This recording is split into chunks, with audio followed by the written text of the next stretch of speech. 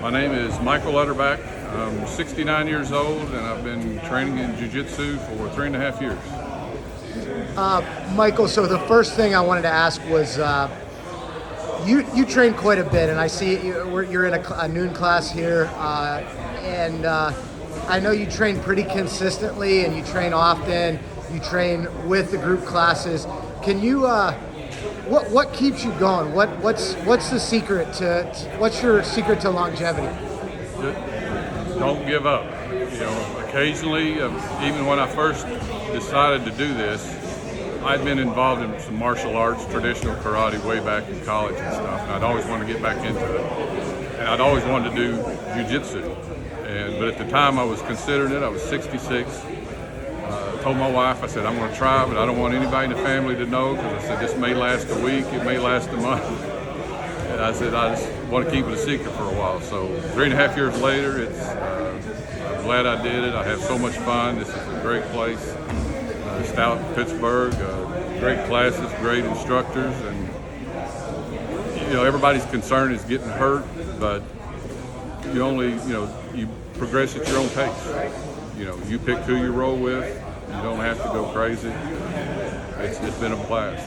And I know you've trained at some other places. You've been around quite a few different schools and things like that. What do you think makes this school good for you? What makes Stout special or different or effective for you as a student? Number one would be the instructors. Everybody here is great. They bend over backwards to help you, learn the techniques and make sure you're not getting injured. The facility in itself is state of the art. I was telling Warren, I've looked at jiu-jitsu schools all up and down the East Coast, because at different times we thought we were going to be moving, and I have not found one place that can compare to the availability of classes, whether you want to, do a class at 6:30 in the morning or 7:30 at night or anywhere in between. It's just a class operation. And about your training partners, I know you have some regular training partners and some, we have a big group here, all different levels.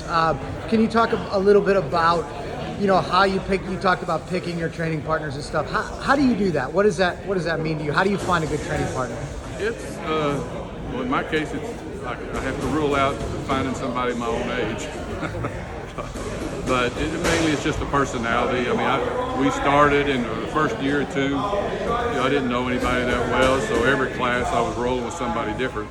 Then COVID hit, and Warren said, hey, why don't you pick somebody you get along with and like, and just stick as much as you can to that person to make it safer for everybody. And so I ended up with a great guy named Todd Shipley, and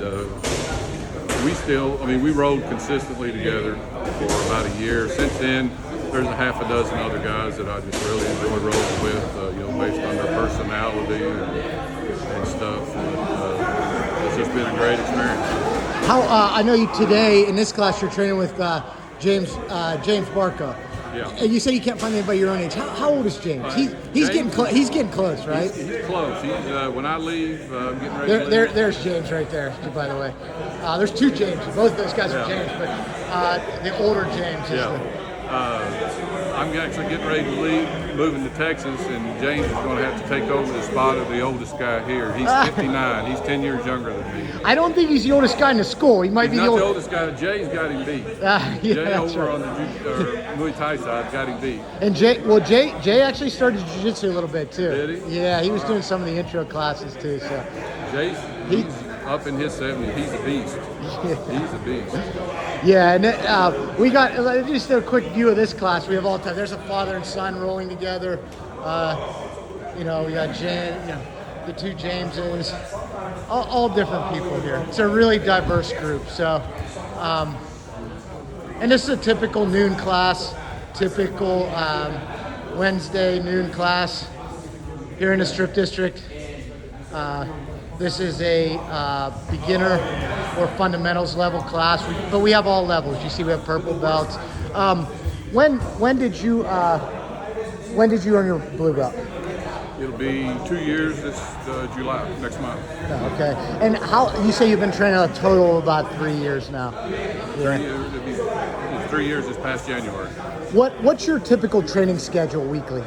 On a weekly basis, when I'm in town, I try to a minimum of 3 to 4 days a week, and throw in some open mats on top of that. So, and you train live in the open mats. I've seen you Yeah. there in the open mats and training. Well, I mean, it's great. You've been a great asset to our school, and I've enjoyed having you as a student. And hopefully, we can get on the mats here again soon.